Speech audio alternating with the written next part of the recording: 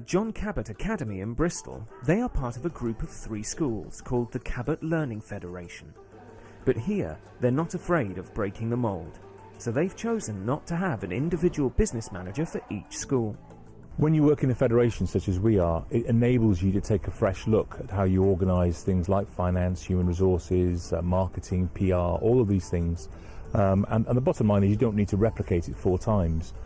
So what I've set about doing is creating a central team of real quality people who can lead finance, lead HR, lead PR and communications and marketing, so that we provide that service for the academies, which they buy back from us. So, don't be too impatient with it, all right? I think in terms of personnel, we're probably saving around about £100,000 if you use that model across 3 or 4 schools.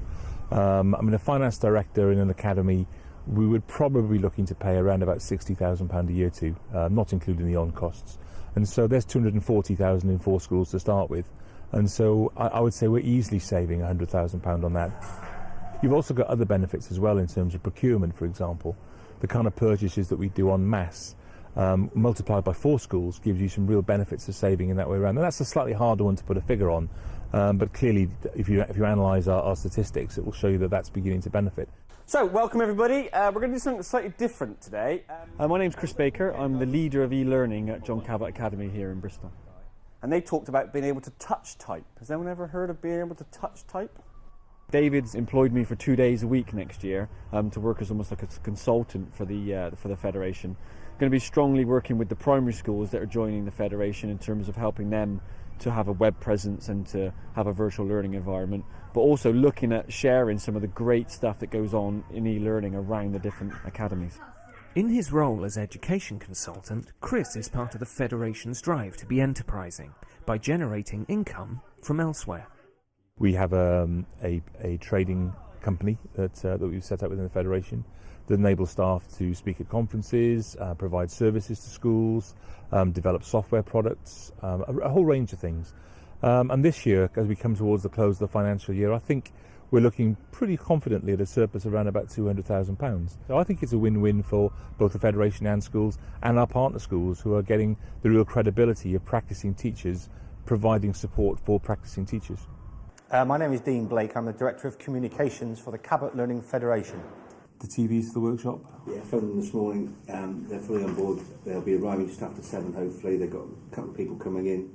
I can generate income for the school and for the Federation because my services are hired out to other schools in the local area. I mean, I have an expertise that they haven't got in that school, so I can offer them a service which they can't provide within their own school. So they hire me in on an annual contract, and I can maximise their publicity as well. Okay. We've got to go into the inclusion room now. Just peel off towards the left by here. In the first 18 months of doing this role for John Cabot, I was interested to see how much free advertising I got through publicity. So I took every radio interview that we'd done, TV, paper, and equated to what that would have cost us in free advertising. And I took a sort of a medium amount of that. I didn't go for the most expensive or the cheapest. But in fact, the amount I came to, and I've checked this out with a few guys I know in the media, was £36,000 in free advertising in 18 months. So no school's got that marketing budget. So that's how you can make press and publicity work for your school. I see no future in 3,500 secondary schools all working independently. I just don't think that over the next 10 years that's viable. Clearly we are about to go through some challenging times with public sector finances being vulnerable. And what we've got to do as leaders of schools is to do our level best to make sure that the frontline services that really impact upon children are maintained, and not just maintained but continue to develop.